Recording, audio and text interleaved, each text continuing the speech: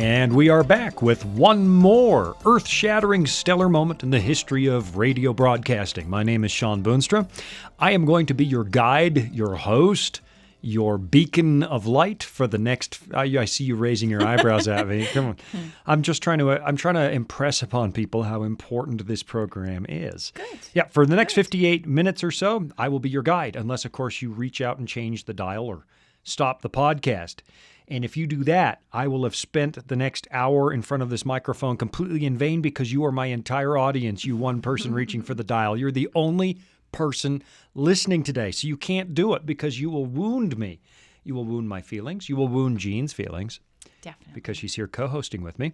The lovely and talented Miss Jean from Discovery Mountain. I do find you lovely and talented. Well, thank you. Yeah. You're a little biased. Yeah, I think. should admit to the listening world that I've been carrying on with Miss Jean for about 30 years. And Yeah. Asked you out on a date. It's 30 years since I It asked you out on a is. first date. Do you remember where we went? Almost. Do you remember where we went for our first date? Of course. How Where? could I ever forget that? We went for Chinese food at Ming's in Yes. Victoria, BC, and then we went for a walk on the Breakwater Wall. That is correct. And I Yes. dared to hold your hand. Yes, you did. You were very I was romantic once upon a forward. time, but now that I've landed you, the romance evaporated, right? pretty much. No, yeah. I'm a romantic guy. You I'm are. pretty good. For a Dutch guy, Dutch guys aren't romantic. We're blunt. But there's such a thing as blunt romanticism. There you go. That's Yeah. a whole new category. Yeah, hey, babe, you're hot. See? That's something like that. Joining me in studio, Miss Jean from Discovery Mountain, who's also Mrs. Boonstra. Yes, Yeah. correct. And your maiden name was Pepper. Pepper. Yeah, you gave up a nice, normal last name for Boonstra, which is an ethnic name. Yeah, it's all right. Our kids learned how to spell our name really young because they heard me spelling it all the time on the phone whenever I was on the phone with someone. And so Oh, so you would spell before you said it? I almost always say Boonstra, and then I automatically, before they ask, Boon. And so our kids learned there because they heard learned to me spell it say right it away. all the time. There are parts of this world where it's a fairly common name. I I was believe you. actually in the Netherlands a few weeks ago. Yeah, you were. Driving up the freeway, and there came Boonstra Trucking down the road. Oh, And cool. There are big trucks with the name Boonstra on it. And I believe the CEO of Philips at one point was a Boonstra. I don't know if that's a positive association or not. I don't know how he did. I like Philips. I mean, they make nice Yeah. things and so on. But anyway, you are also Miss Jean from Discovery Mountain. And this past summer, you spent time in Oshkosh, Wisconsin. You know what I'm tempted to say is Oshkosh, Wisconsin, because It's blur it all together. yeah, blur it all blend together. all. Why were you in Oshkosh? I know I've asked you this on other episodes, but why were you there? Well, I was not there alone, not even close. It was myself and 6 other of our colleagues, but we were there amongst 57,000 people for the international. No, thank you. 57,000 people. Several people asked me, Sean, here I and one said, outhouse. No. One outhouse for 57,000 people. A few more, but there No. were lines for the outhouses, definitely. But we were there for the International Pathfinder Camporee. And Discovery Mountain, of course, is our program for kids. We call it our audio adventure for kids. It's a Bible-based program. And we had a fun booth there where we had a flight simulator set up to Why? fly. Why would you have a flight simulator? Well, because in Discovery Mountain, there's a plane called Bluebirdie. It's a de Havilland Beaver plane. And this plane kind of is like a character in the program. And so the flight simulator allowed the kids to fly Bluebirdie. It was really neat. And in the program, Jake Donovan is the main character, and he's one of the might pilots. be sitting in the control room right now. Yeah, a.k.a. But he's not even paying Ruben. attention. He's talking to other people. Look at that. Look at that. Our entire team is staring out the other direction instead of actually listening to this riveting discussion. They're doing a good job. All right. So Jake Donovan back on the controls. Yeah. Yeah. So they You almost got fired, man. Except we need your character. Yeah. you can't fire Jake. Come on. No. All right. So What was I 57,000 saying? kids. Yes. Jake Donovan. No, 57,000 people. Okay. So not all kids. There were leaders too, but Oh, gosh. So it it was a wasn't huge 57,000 event. untethered children. No. Oh, that sounds scary. But, we had fun. We had the flight simulator. We had a great booth. But honestly, the best part of that event for me was listening. meeting the kids who listen to Discovery Mountain. And Sean, I had one little boy talking to me, and he was telling me all his favorite things about Discovery Mountain. Then he said to me, and I listen to Disclosure too. So what a brave he might kid. be listening right now. So I'll say, hi, thanks for listening. What was his name? I don't remember. You didn't get his name. I talked to so many kids. Miss Jean, that is terrible. I know. That is terrible. But if you are the young man who said that, my wife apologizes deeply. I would not forget your name. Sure. No, I know who you are. I can picture you listening to the radio right now. Young man, inflicting yourself with my opinion. Yeah, there you go. Yeah. All right. Well, so meeting all these kids from all over and from all over the world. It was amazing. It was amazing. People from all over the world were there. It was an international event. And of course, the favorite memories I've brought home are of the kids we got to know. There was one little boy, Caleb. His parents were running another booth, and he knows Discovery Mountain. He knows some of us a little. He came over and hung out with us. And on the last night, he was teasing us, and we were having so much fun. We were laughing Look at you light up. You want another baby now, don't you? No. No, we're going to talk about that No, today, actually. that window is closed. Yeah, okay, we'll talk about that. Yeah, but it was amazing. And then we had a young man named Andy who has wanted to audition for Discovery Mountain forever. And we did do a virtual or a Skype audition with him a while back, and he was really good. But he lives in New Jersey. But he was at this event, and so we went out of our way to find a place to record. We recorded him and another young man, and these guys were awesome. So it was really fun, not just to meet listeners. We got some practical recording done. It was a great event. Good. So actually, that you raise an important point. And where our point today really isn't Discovery Mountain, but that show's staffed pretty much by volunteers, correct? All the voice actors and so on. I mean, nobody is a paid professional actor. Nobody is a professional in the sense of that's all they do is they're an actor. Right. I think we have some people that have a background in it. Yeah, we do. That are helping. Yeah.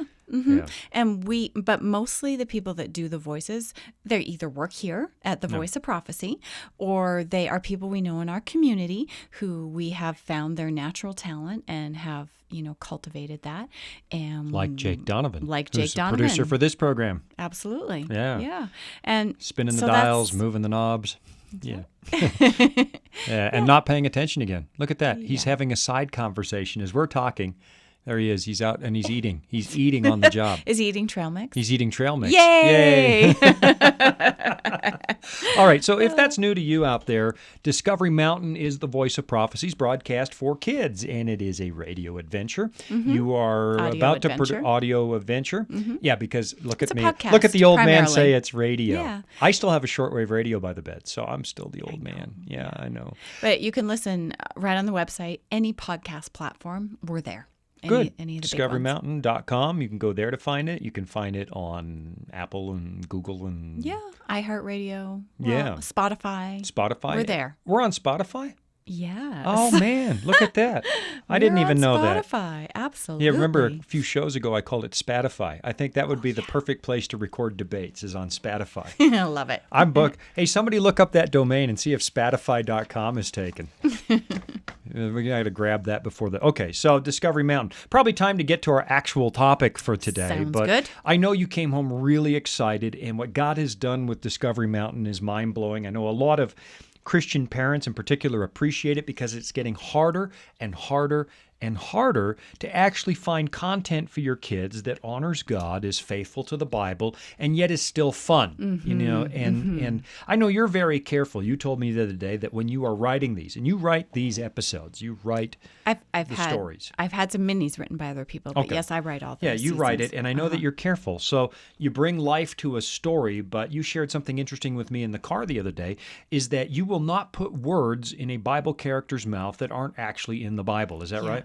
Other than maybe like a little bit of transition, like the and pauses and ohs, ums, and ahs. I try very, very carefully to the main Bible characters. They only say what Scripture records, and then if we have to kind of add some dialogue or some scenarios to make the story come to life, what I do is I create a fictitious character, and that character is like on the sidelines of Peter and the sidelines. So what of made Jesus. you decide to go that way? Why do you do that?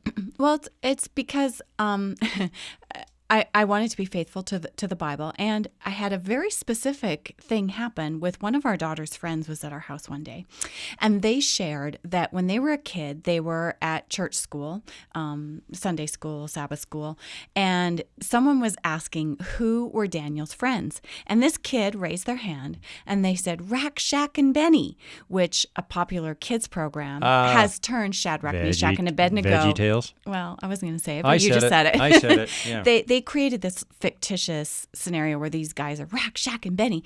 And the teacher of this class corrected this child, and the kid was mortified. They were like, I thought I was learning about the Bible. And they were mortified that they actually thought. No slam on VeggieTales, by the way. Our kids watch VeggieTales. That's not the point. Yeah, they had fun. I'm just trying to discern why you took that So path. I wanted to be faithful so that when these kids are listening to these Bible stories, and we know listeners, they tell us this all the time, they listen to these stories over and over and over and over again, that what they think Peter said in the parable of the lost sower. Mm-hmm.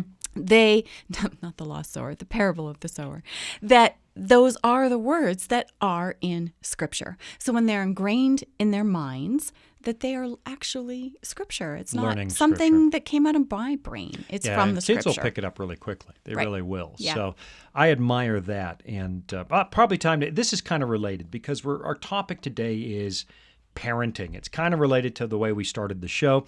I think I'm going to title this Parenting. You guys paying attention in the control booth because this is the title of today's show. Parenting, the agony and the ecstasy.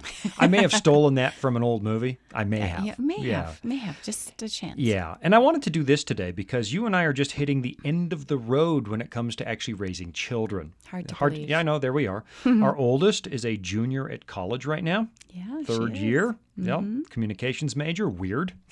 Yeah. So she's gone most of the year. 8 months of the year she's not around. Our youngest is a senior in high school, so she's about to flee the coop. Look at you get sad. No, we're about to have an empty nest. That's not all bad. Empty nest has got its ups. I know. Yeah. I agree. So I thought here's what we would do today. We would have a bit of a retrospective assessment of the last 20 years. How did we do as parents? We're In 1 hour. Yeah, we're going to take inventory of our talents as parents, evaluate how we did. From a completely unbiased standpoint. I know that we happen to be the most wonderful parents in the history of the human race. Yeah. However, I want to evaluate what we've learned because we talk about it. We've talked about it for 20 years. And how did we grew kids, but did our kids grow us? So here's what we're going to do. We're going to take a break here in a moment. But right after the break, I'll kick the ball down the field on parenting, the agony, and the ecstasy. I'll kick the ball down the field with this magnificent list of questions that I brought in the studio. I dreamed these all up. I think everybody will be floored by these questions. Oh, definitely. Now, hey, no, if you're raising kids, or maybe you're done raising kids, or your grandparents, the grandparents are going to shake their heads going, man, we tried to tell you that you would learn this, and wait till you see what comes next. But I want to explore it. I think it's good. Paul says take inventory, essentially. Take account of yourself. And I'd like to see what did I learn at the end? And what did I learn about God? And what did being a father teach me? And where did I mess up? Where could I spare a young parent some of the awful things I did to traumatize our children? I mean, I didn't really traumatize them. I hope not. No, I don't think didn't. you did. But we'll talk about the regrets, too. Sure. That's why I say the agony ecstasy. It's both. You can't parent and not hit highs and lows along the way. That is very true. Yeah, so very true. That's our topic. I want you to grab paper and pen so you can write stuff down and also write down stuff about this amazing offer from VOP. And I'll be right back.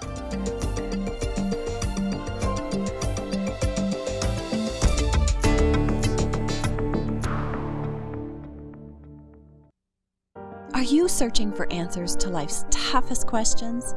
Like, where is God when we suffer? Can I find real happiness, or is there any hope for our chaotic world? The Discover Bible Guides will help you find the answers that you're looking for. Visit us at BibleStudies.com or give us a call at 888-456-7933 for your free Discover Bible Guides. Study online on our secure website or have the free guides mailed right to your home. There is never a cost or obligation. The Discover Bible Guides are our free gift to you. Find answers in guides like Does My Life Really Matter to God? And A Second Chance at Life. You'll find answers to the things that matter the most to you. Visit BibleStudies.com and begin your journey today to discover answers to life's deepest questions.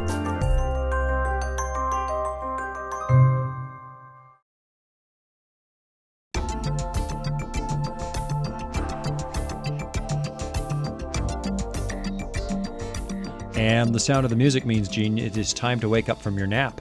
Oh, You got really in think I could nap in 30 seconds? I don't know. I For don't a know. minute? I can't. I can't even sleep in a bed. So I don't. Do you notice that Ruben, the producer, fired himself in the break? Yeah, in You know, the, he in the made break a- he said, he I made know what to himself do, I'm fired. Yeah, I'm fired. I'll go upstairs and fire myself. Our topic today, you are listening to Disclosure, talk radio from the Voice of Prophecy. My name is Sean Boonstra. Our topic today, I promised before the break, would be parenting, Parenting. I have to pronounce, because it's radio, you actually have to pronounce the punctuation. Punctuation. Yeah. Parenting, the agony and the ecstasy, period. That's the title. Dramatic. All right, let's talk about parenting. We have hit almost the end of the road, although I've been advised that you never stop, you No. never stop at least worrying Just about your changes. kids. Yeah. So let's go back to the beginning. Let's rewind the tape 20 years. Okay. All right. Did you always know you wanted to have kids and start a family? Yes and no. Growing up, I'm the oldest of 3 kids. My next sibling is my sister, and then my little brother is 7 years younger. So I remember my little brother being born and loving him instantly and You wanting didn't try to. and paint his face and scratch him? No, No, not the at usual, all. give him a haircut. No. I wanted to change his diapers, and at one point, Get out. Oh yeah, until he peed on me, and then that fixed that.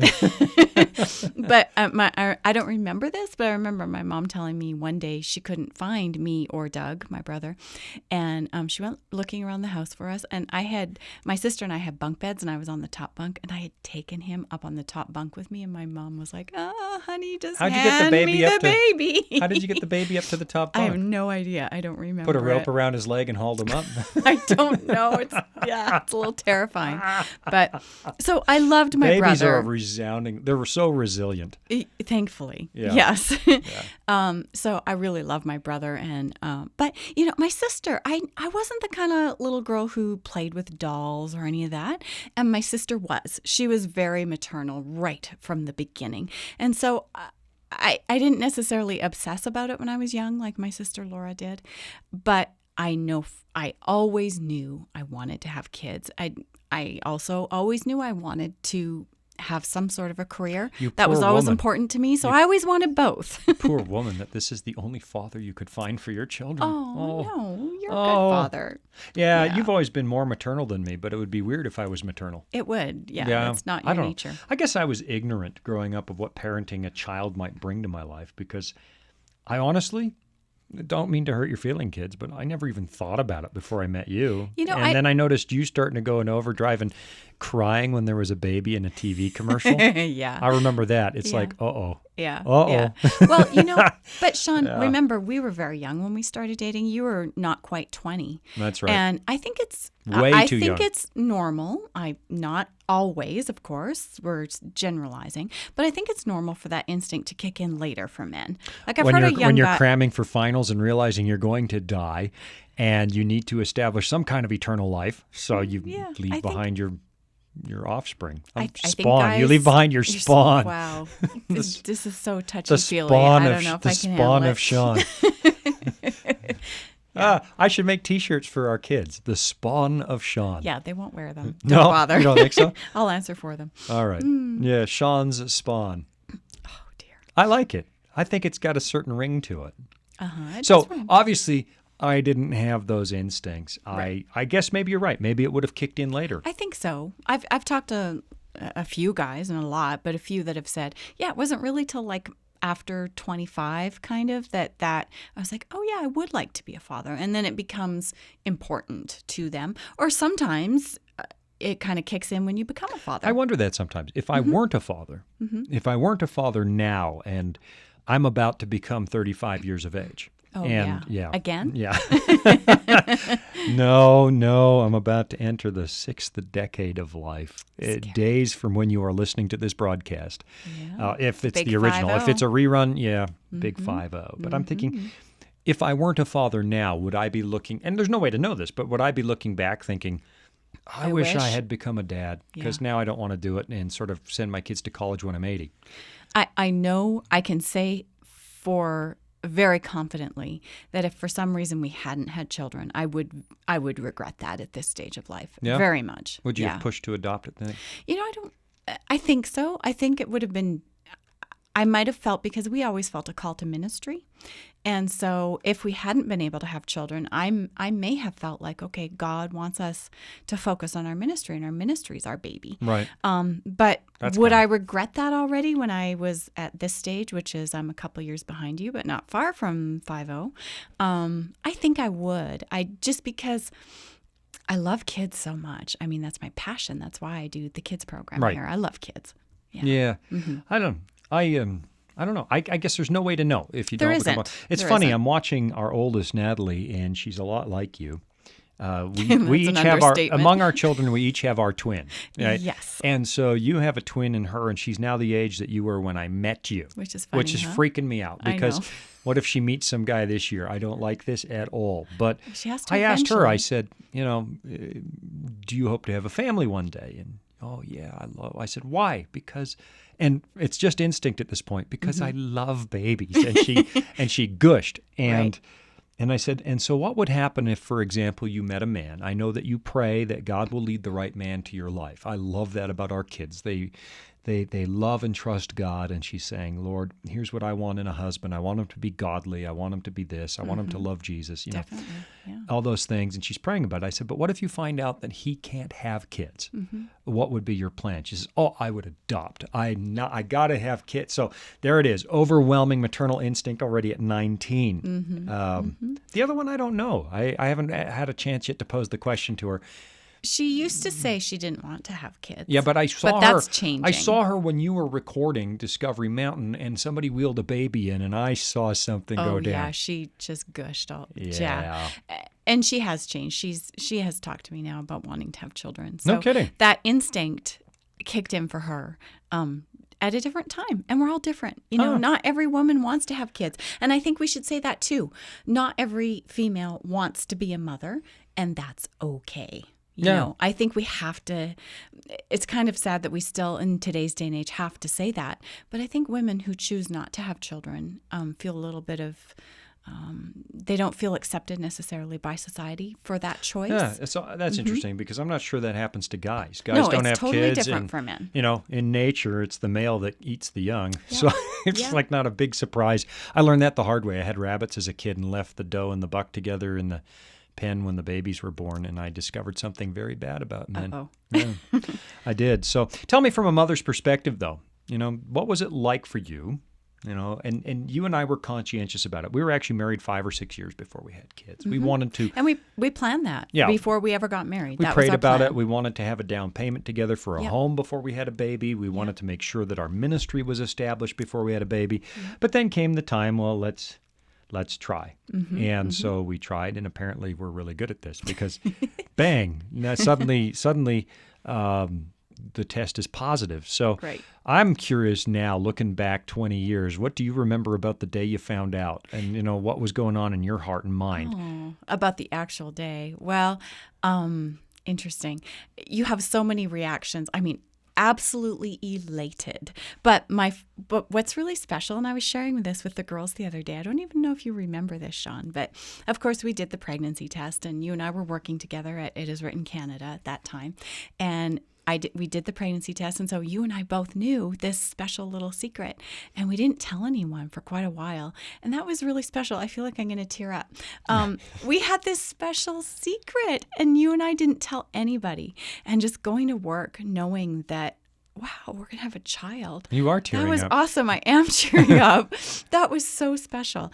And then terrifying. For some reason, you have a lot of irrational fears. Probably it's all the hormones, but irrational thoughts and stuff when you're expecting. And for some reason, I fixated on the fact of how many recipes I knew how to cook and how many I didn't know how to cook. Oh, you were a marvelous cook from the day I met you. No, I thought, okay. Do you remember the lentils loaf? Oh, do you remember the lentil loaf? That was awful. Yeah. But I And I've cooked so much more since we've had kids. But before we had kids, it was just you and I. We were pretty casual. And so I had this idea that, okay, before the baby's born, I have to perfect, not just learn. I had to perfect like this whole list of recipes. And it was just completely irrational. I never did it. But no, it's just this mental thing. It's just this mental, like I can't be a parent. That's what you were worried about when you found out you were expecting. It's ridiculous. Along with all the other stuff. Do you know what I was thinking? Will the baby be healthy and all those things? Do you know what I was thinking? Can we pay for this? How am I going to afford a kid? I know. Because, I could barely make the mortgage payment. There was no money left over, and we're going to bring another hungry mouth into this place? I don't know if that's a typical male reaction. It's like, how am I going to feed this kid? I don't know, Ruben, you've got a couple of kids. Did that go through your mind when you found out you were expecting? Yeah, like, how am I going to pay for a baby? Yeah. Because one thing happens is that your wife comes off the job market for a while. Typically. Yeah, typically. Mm-hmm. Yeah, so I was freaking out, and I was probably freaking out about how am I supposed to be a father? And at this point I'm 30. Yeah, you were 30 when 29 or 30. Nat was born. Yeah, so I was probably 29. Mm-hmm. And men really don't grow up ever, And I think though that I was particularly, I'll come home whenever I want, and I'll eat whatever I want, whenever I feel like it. Although after about 24, you can't just eat what you want without any consequence. You pay the price. Oh, yeah. True. No. You can watch the numbers go up on the scale, and it's like, oh, I guess I can't do that anymore. But there was something about finding out I have a child, and I'm thinking, have I grown up? Am I an adult? Because can I do this? A child needs an adult. If I were this child and knew that I was the father and knew anything about me, I'd be freaking out. Yeah. It's like, this is in charge of me? And you don't, and what's neat from now, this perspective, 20 years later, you realize we're all like that when we're first parents, including our own parents. We're that way. Isn't that disturbing? Isn't that disturbing? It's disturbing, but it's comforting as well. No, I don't know. We're all in the same boat. I look back thinking my life was in their hands and they knew as little as I did. I know. And they didn't even have Google to look up, like, what do you do when you drop the baby? And your mom was a nurse. I suspect. Oh no, she was a nurse. That's true. I suspect I got dropped on my head a few times. I think that would explain some things. But I think that was my first reaction. Am I an adult? I know. Am I adult enough? And beyond that, suddenly, whether or not I have a genuine relationship with Christ matters, because I'm responsible for this life coming into this world, and I know that God would like me to take that child and put that child in His hands at some point and lead them to Him. And I'm thinking, my goodness, a father in many ways represents God to a child in their earliest formative years, because they learn about God, but in their mind they're looking at Daddy. As a matter of fact, I used to think, because Dad had a beard and curly hair, I would flip through a book that had Bible stories and I would see a beard and curly hair, and the artist probably meant Peter the disciple, but I'm thinking that must be God the Father. Oh, because that must be good because it looks like your dad. Sweet. So that freaks you out as a parent. Sure. Am I worthy to represent God and His love and His majesty to this little bitty child? That freaked me out.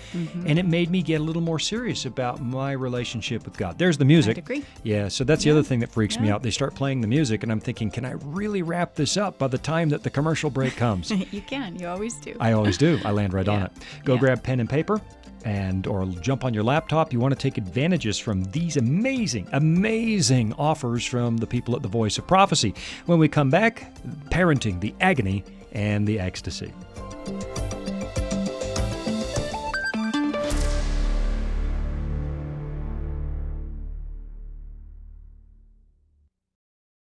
Disclosure is just one of the programs brought to you by the Voice of Prophecy, like the audio adventure program Discovery Mountain. Discovery Mountain is a weekly Bible-based program for kids of all ages and backgrounds. Your family will enjoy faith-building stories with Jake Donovan, Mr. Simon, and others in this small mountain town. Each summer, campers visit Discovery Mountain, where they sing songs, learn about God, and reenact a Bible story with the help of drama teachers Miss Wendy and Miss Tamara. With 24 full episodes every year and programming every week, your family will have something uplifting to listen to every week. Listen to episodes on demand and watch video features from Director Doug at discoverymountain.com or on your favorite podcast platform. That's discoverymountain.com.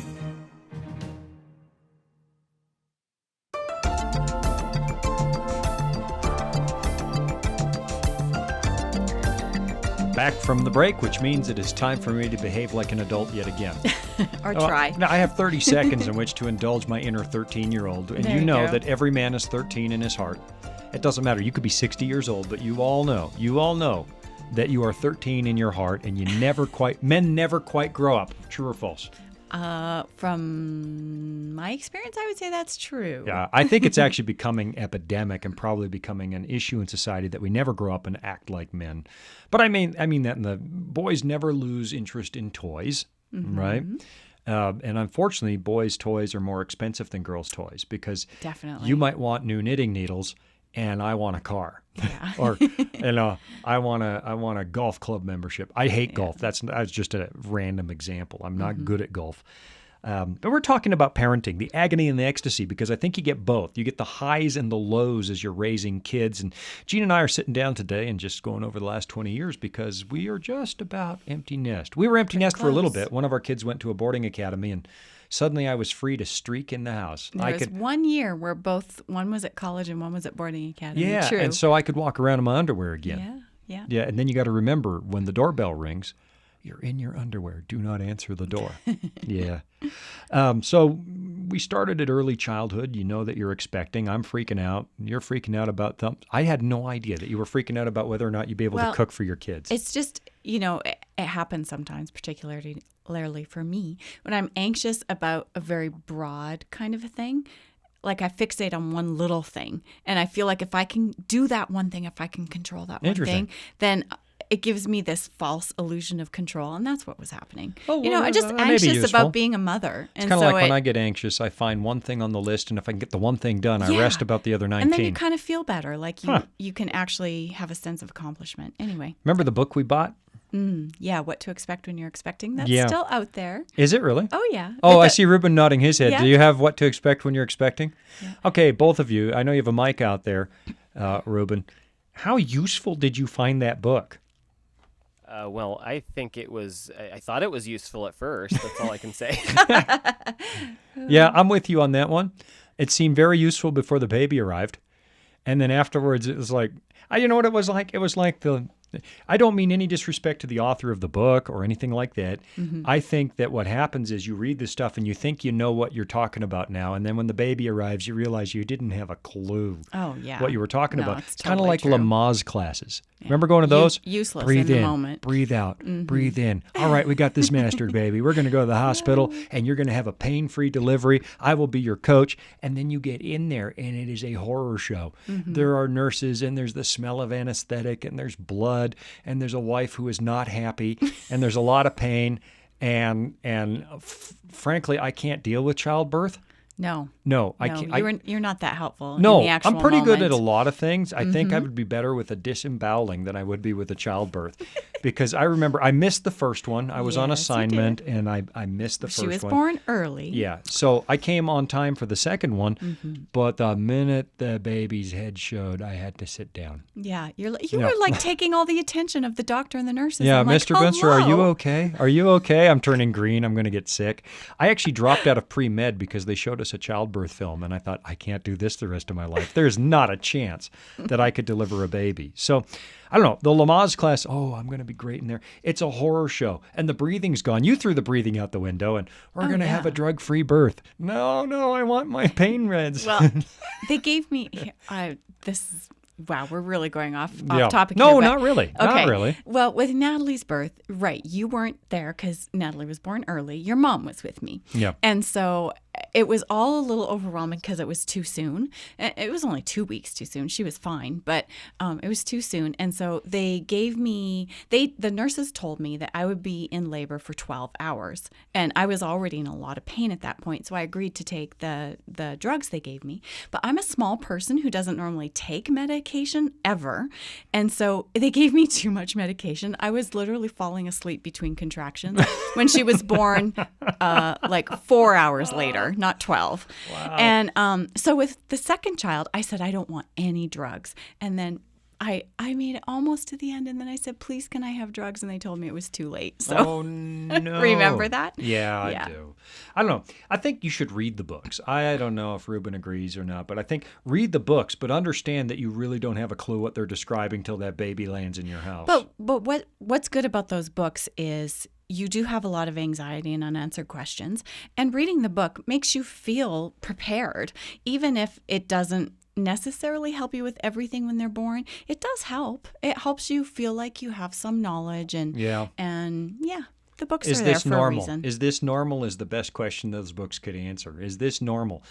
Because you're pretty sure your kid's not normal. Well, at least I'm pretty sure my kid's not normal when they arrive in the world, and suddenly they, you catch them because I carelessly left some Kleenex box out on the floor, and there the baby's eating Kleenex, and I'm freaking out like, can you die from eating a Kleenex? I don't know, man. Is this normal?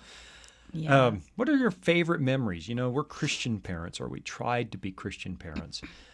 Although I think having kids will test the limits of your Christianity some days. No, let's be honest. I like being transparent. That's for sure. It sure does test your patience. Well, it tested my Christian principles on more than one occasion. It's like, am I as good a follower of Christ as I think I am? We'll come to that in a minute, but let's start with early memories. What are your earliest memories, favorite early memories of a kid and being a parent? So many. How to pick? Well, let me pick one for each girl. So Natalie's laugh, her first laugh. She was, I can't remember how old she was. It's written in a book somewhere, maybe 3-ish months. But you were at work and you were picking us up to take us somewhere. And I had her all dressed in her little snowsuit thing. And we were sitting in the front entryway of our little townhouse, and we were waiting for you to come pick us up. And I was singing to her, which I don't sing, so that would have been amusing right there. But I was bouncing her up and down, trying to keep her happy till you got home. And all of a sudden, she laughed. And I will never forget that moment. I just kept bouncing her like, please let her laugh again and again and again. So that's a favorite memory. And then with Naomi, it's kind of a funny memory, which suits her because she was a funny kid. But she was less than a year old, and she was toddling around. No, so she was a little over a year old because she was toddling around, but she couldn't really speak full sentences yet. But do you remember this? She had her own language. It was complete gibberish, but she would have a whole conversation with you in gibberish language. And I had a picture on the end table of you, because you traveled already back then, and for some reason I had a picture there of you, and I would say to her, Naomi, where's Daddy? And in her full gibberish, she would walk over to the end table, pick up the picture, show it to me, and have a complete conversation with me that made no sense whatsoever. No kidding. That was so cute. Yeah. I think for me, I don't know, maybe it's accomplishment, goal-driven stuff for guys. I don't know.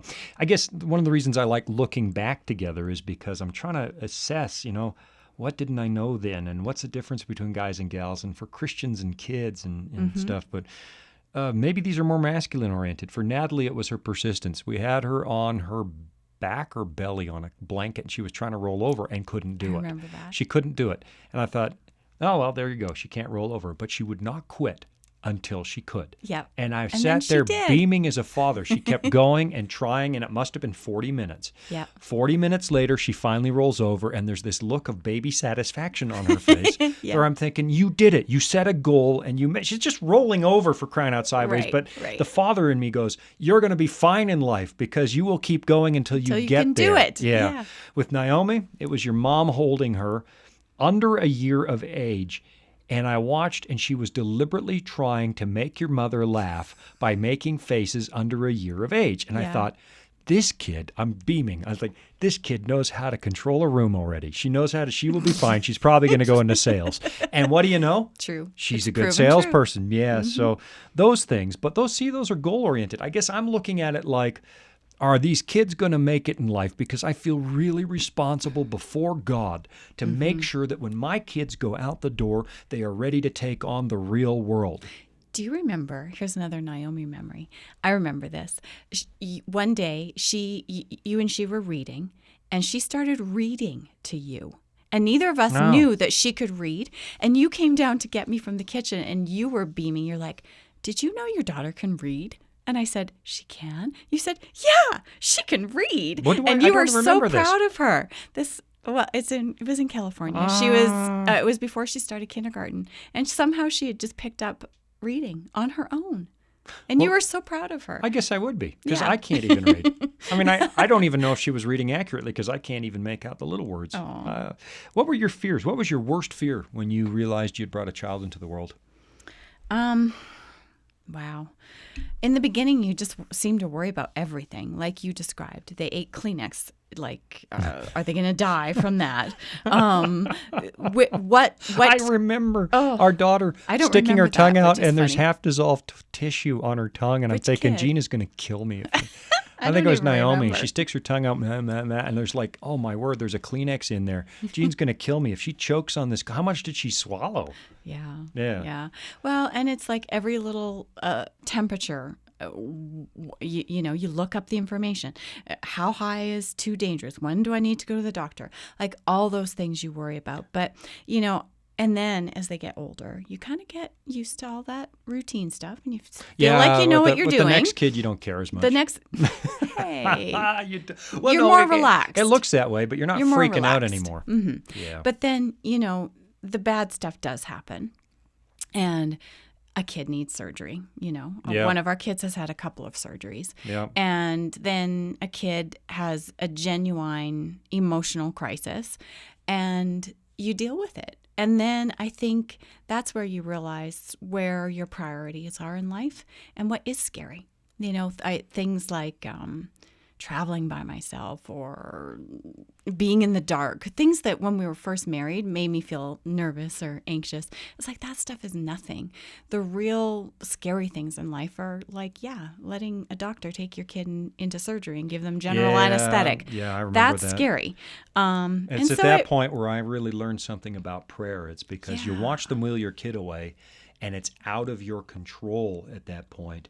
And I'm thinking, Lord, I just put my kid in the doctor's hands, but I really need that kid to be in your hands. Please go in there. I'm not allowed in there with my child. Or there was one place, though, our daughter had to have surgery, and big kudos to Johns Hopkins in Baltimore. Mm-hmm. They had me go in with her. I didn't like it. I stayed there till she went under the anesthetic, which I didn't particularly like. No. But I was the last face she saw and the first face she saw when she came to. So big kudos to them. Mm-hmm. But as a parent, I'm thinking, man, learning to trust somebody else with my child. This doctor is younger than me. Right. This doctor, how many years have you been out of med school? And it's like, Lord, this isn't really my child in the first place. This has always been your child. And so I need to learn that you are in control and that you will be in that operating theater and that you love this child more than I don't even understand how it's possible that you could love this child more than I do. But you do, Lord. And so I'm going to sit out here and I'm going to learn some faith. I'm going to learn that I can leave this with you regardless of what happens today. And that's a tough moment because God gives you something you love more than anything in the world. And it's like almost like Abraham and Isaac. Can you give it back to me? Yeah. Can you give this is. child back to me? And, nothing in this life has grown my faith more than the difficult times in parenting. Yeah. It really has. Yeah. It's not like it's easy. It's the difficult ones that stretch you and grow you. And as you just described, they grow your faith. Yep. Okay, we got to take a break. I hear the music playing. And so we're going to take a little break, come back and talk about parenting as Christians, the agony and the ecstasy. You're listening to Disclosure from the Voice of Prophecy. We will be right back after this.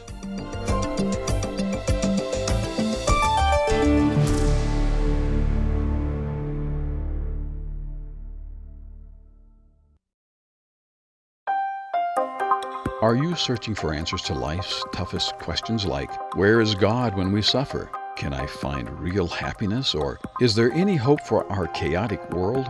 The Discover Bible Guides will help you find the answers you're looking for. Visit us at BibleStudies.com or give us a call at 888-456-7933 for your free Discover Bible Guides. Study online on our secure website or have the free guides mailed right to your home. There is never a cost or obligation. The Discover Bible Guides are our free gift to you. Find answers in guides like, does my life really matter to God? And a second chance at life. You'll find answers to the things that matter most to you in each of the 26 Discover Bible Guides. Visit BibleStudies.com and begin your journey today to discover answers to life's deepest questions.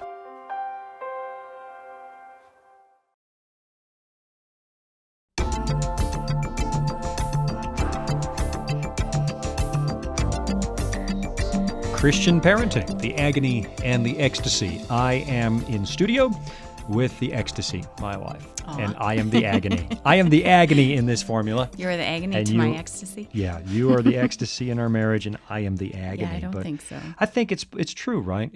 I think going in, you're unaware of what this is going to be like, what it's going to teach you, what the highs and lows are going to feel like, and we're not quite done yet. Who knows what's still coming? Yeah.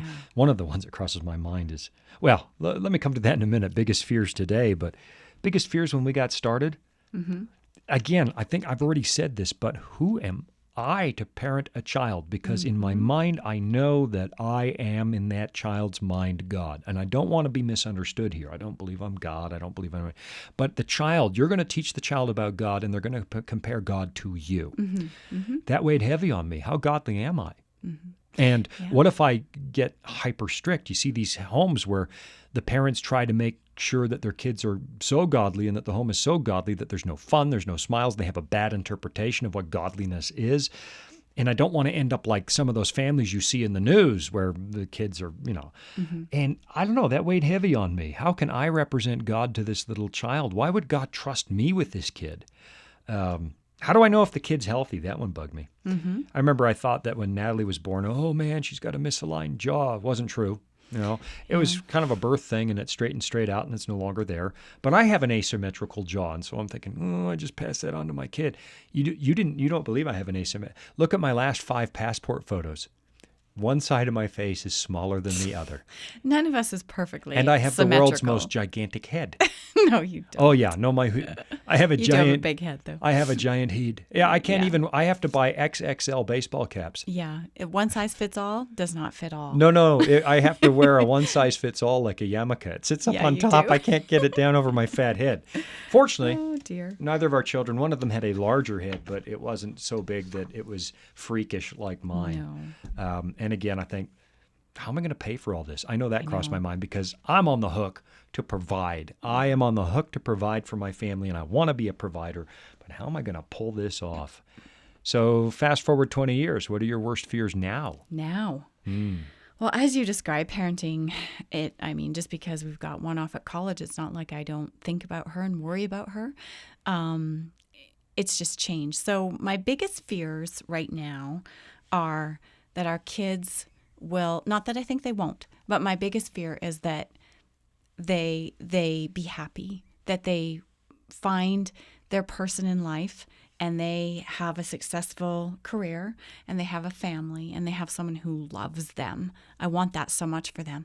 And as I want that for them and they want that, that's the next step in their life. That's natural.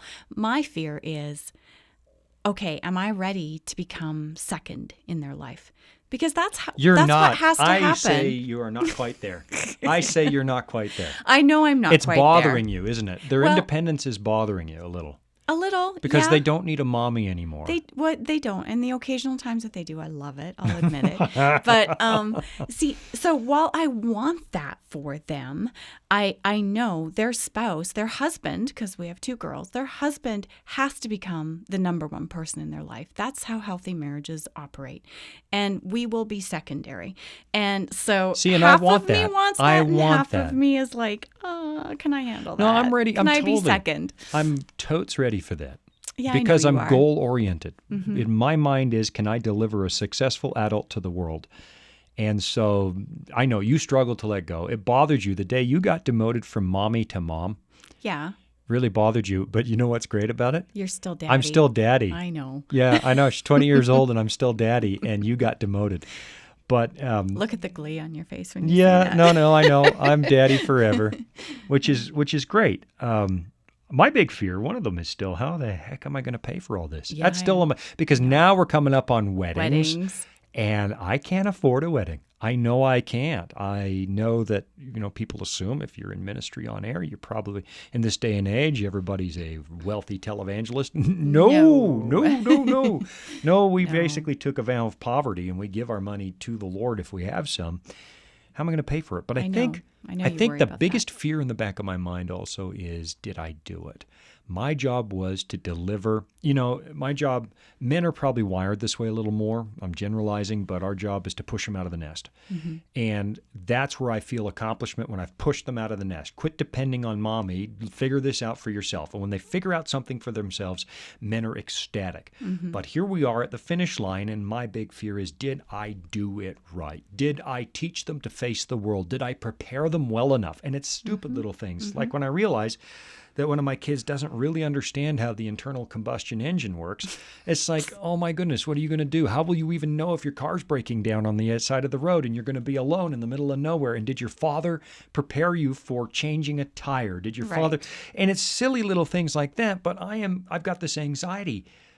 I know it's God's child. It was always God's child. Mm-hmm. From the day they arrived in our home, it was God's child, and my job is to give them back to God. Mm-hmm. Here, I've taught them about you. And I worry about that one too. Did I teach my children enough about what God is really like and underline the differences between their father and God? Mm-hmm. Because, of course, as kids get older, they realize that their parents are not God. Absolutely. Right? Yeah, and they see our flaws. They're also very good at finding your flaws. They're better than anybody else. Pushing your buttons. Yeah, they know where all your buttons are, better than anyone on earth, and they have a gift for bringing out your most humiliating traits in front of people. Yeah, definitely. I see Ruben laughing, but they just have this gift for humiliating you. Yeah. All been good, but what were your biggest fears about yourself? Starting parenting? Yeah. Or the whole adventure along the way. I mean, we've talked about our fears for our children. That's natural. What were your fears about you? I kind of talked about some of mine, but... Well, always, am I good enough? Can I do this? Did I do enough? Did I do too much? And you can second guess yourself forever. But I always, and I think every mom is like this to a degree, I never felt like I was good enough, or I was a good enough mom, or did enough of the right things when they were young. But it's been pretty liberating now that they're basically both adults. The little one's not quite an adult, but she's basically an adult, to have conversations with them and hear their perspective of their childhood and have them tell me, Mom, you always made us healthy meals. Thank you. Or Mom, you did this. Thank you. And they both say, oh, I can't wait to be a mom like you, and I love you, and they say they admire you. Wait a minute. It's I don't get amazing. Thank you, Dad, for coming down on us. Yes, you do. Yes, you do. Oh, actually, you do. Yeah, one of them Natalie's told me. grad, she said Thank you for kicking my butt. Yep. Yeah. Yeah. Girls. And that's... Yeah, that's kind of rewarding because you feel like an ogre when you are kicking butt, but fathers probably do that more, come down on their kids, and then you feel bad for them and go and hug them after I yelled at them. Well, generally. It's not always the case. But Ruben laughing. It's usually no, that's the way it one goes. parent's tougher than the other normally. Oh, no. But... And you're much tougher. No, yeah, you are much tougher. No, you're the pushover in our house. Yeah, generally. If they can't get something out of me, they ply you because you're going to fold. That's why if they get a firm no from me, they usually give up because they know, because I don't usually say it. But I would just say, Sean, to our listeners who have little kids at home and are feeling like they're not doing enough and they're not doing it right and they're everything, just stay with it. Your kids are going to remember the good stuff, and you probably are doing 98% right. None of us is perfect. And just be encouraged. When your kids get older, you'll hear about those good things from their perspective. God did bless you with some intuition. It is remarkable how often you get it right in your blind ignorance. I think God wired us for this. Yeah, He does. He gives you the desire to want to have those kids. He gives you the desire to do well by them and not eat your young like an animal, right? Just He wants you to do well. What did it teach you about God? Parenting. How difficult it is. It's difficult for me as a parent to see my children exercise their free will, particularly. And this has been different at every age and every phase. But when you see, they have to exercise their free will. I mean, they're humans, they're not robots. But when you see them doing things that are wrong, and they should do it this way, and they should do it a different way, sometimes you have to intervene, of course, especially when they're young. And as they get older, you can't intervene as much. And that's really, really hard. And it just has given me so much perspective on what it's like for God. God doesn't block our bad decisions. He sees us doing all this dumb stuff. And the reason he wants us not to do it is because he sees how we're hurting ourselves, and he loves us so much. He doesn't want us to hurt ourselves. And it's really given me a lot of perspective on how God sees us, his children. We are his children. I can think of a few. Now, here's from a dad's side. I think I have learned, at least to some tiny degree, how frustrated God must feel when I think I get it, but I don't.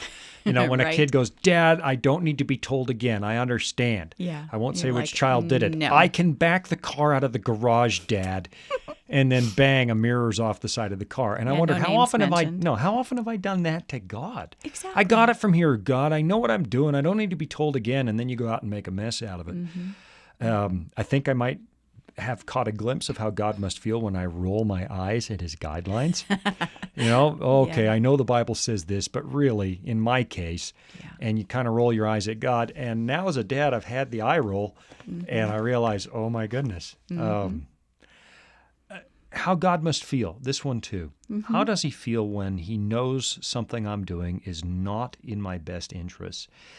And he's tempted to spare me the consequences of my actions, because I'm tempted. I'm watching my kids do something dumb, and I know that our kids aren't that dumb, but, I'm just speaking in colloquialism. Sure. They're about to do something that isn't the wisest thing in the world.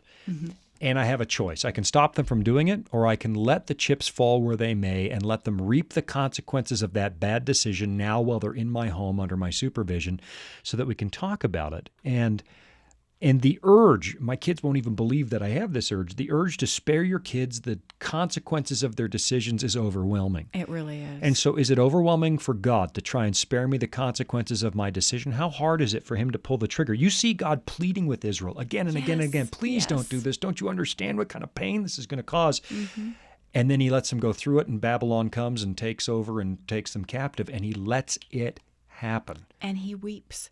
Yeah. As we do. I've many times, cried as a mother over situations like you just described. Yeah. Favorite Bible passage. We only have 2 minutes. Favorite Bible passage as the kids were growing up. Do you have one? Do you have one that meant something to you? So I have one. Jeremiah 29:11 is my favorite verse, and it's a verse I've claimed for my children, and it's a verse I've claimed for myself and for my family.